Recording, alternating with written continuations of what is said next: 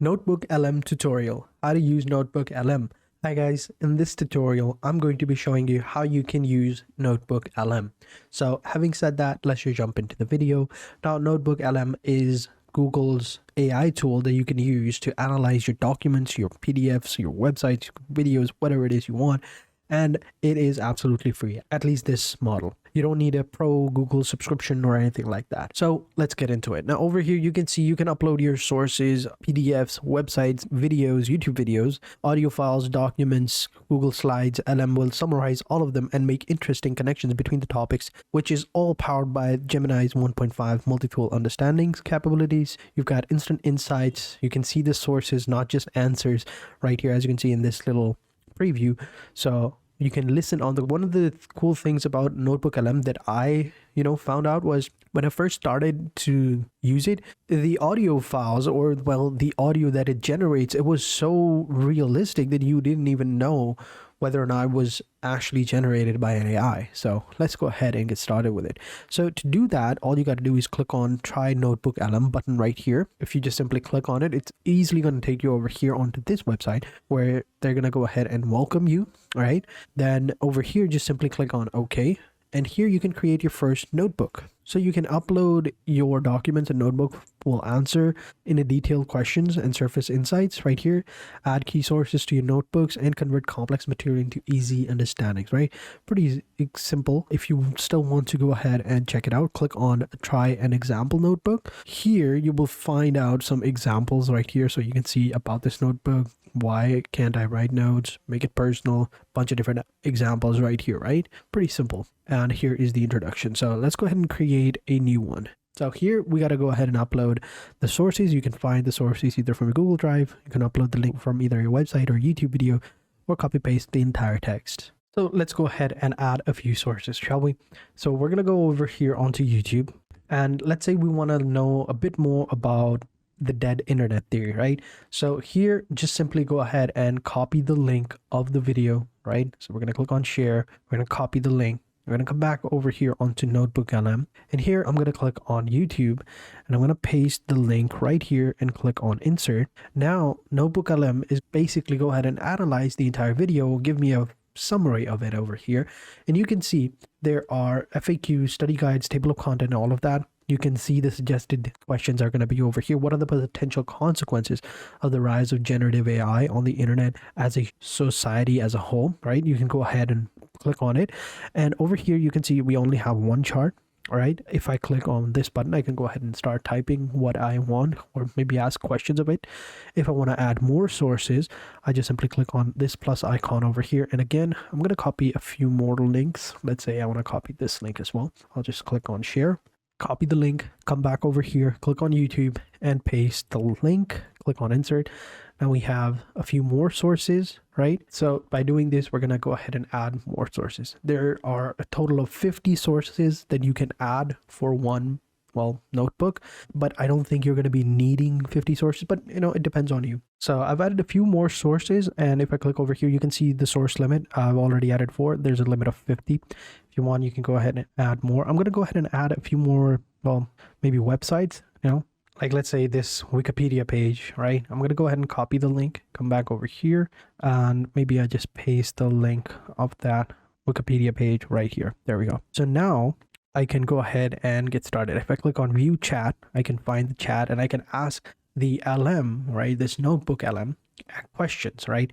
So close chat. There you go. If I click on notebook guide, we can see right here. If I click on generate, right? Audio is going to be over here, 2 hosts. This is basically one of the cool things that I like about it. This is one of the things that I was telling you about in the earlier video, is that when I click on it, it's going to be like as if it's like a podcast, right? It's going to be 2 people talking to each other back and forth. They're going to be conversating with each other. They're going to be asking questions, and it's just amazing. I'm going to go ahead and click on customize here. You can go ahead and try to think, you can go ahead and give what should the AI host focus on, right? You can go ahead and ask on specific topics. It depends on you, but whatever. If I click on generate, it's going to go ahead and generate a conversation. This might take a few minutes. All right. No need to stick around. You can go ahead and do whatever you want. So let's say over here, if I ask it this question, what are the potential consequences of the rise of the generative AI, right? It's going to give me answers based on all the sources that I have given it. It's going to go ahead and find whatever it is that it's looking for, and it's going to find it right here, as you can see. So here you can see the entire focus. There's Wikipedia articles as well. If I click on it, the source guide is going to be over here. Video is going to be over here. The entire section of what it is referring to. So it's a pretty cool option. It's pretty cool. It's unbelievable, actually. I think a lot of students, maybe even researchers, are going to be using it because it just simplifies a lot of things, right?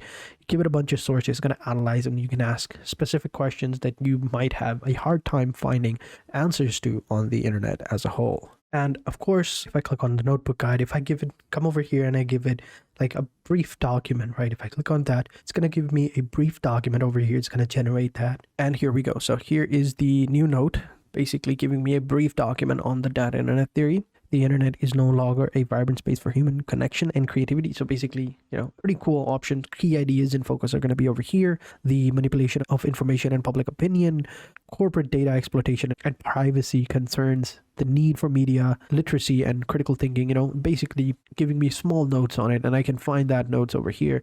And let me actually go ahead and rename it to something like that. There we go. And also, basically, I can ask questions. So let me ask it a question, right?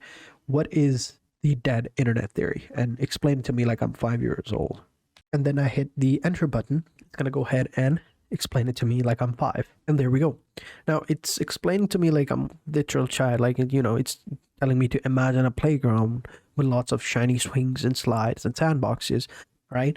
But there are no children to play with. That is the internet. But the dead internet theory says that all the children playing on the ground are actually robots. Most of the things you see on the internet, like videos, comments, and even news stories, aren't made by real people anymore, right? Instead, they are made by special computer programs called bots. So it's explaining it pretty good.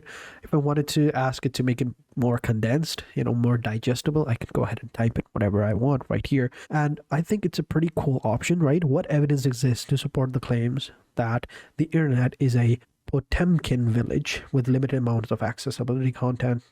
Pretty cool options. And speaking of, we have the audio overview over here. So let's go ahead and take a listen to the audio and see how it, performs. All right, so let's go ahead and take a listen. Ever scroll through your feed and just feel like something's off? Yeah. Like it's the same opinions over and over, no real discussion. Right.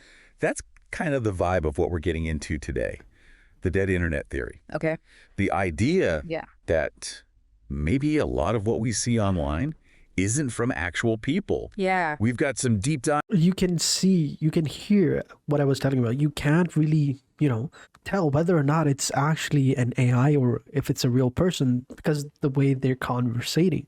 When they speak, you can hear that click noise that when, our lips make when they open or close. It's just unbelievable. Lives lined up, YouTube, Wikipedia, even a quote from a former Google CEO. Oh, wow. It's going to get interesting. I'm intrigued. But first, what even is the dead internet theory? What's the main argument? So at its core, it's this idea that bots, not humans, are now the dominant force online. More bots than people. Right. And not just the numbers, but they're shaping the content we see, the trends, even how we see the world.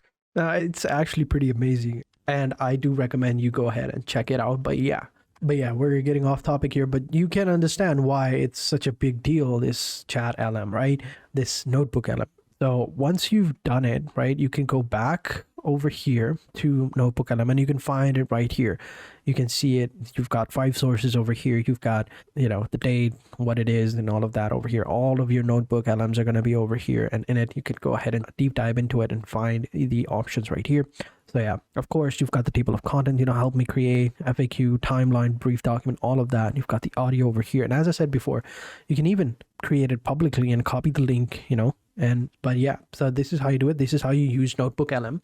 And I hope you guys enjoyed this video. If you did, be sure to hit the like button, subscribe to the channel, and turn on post notifications. And I will catch you guys in the next video. And until then, take care and goodbye.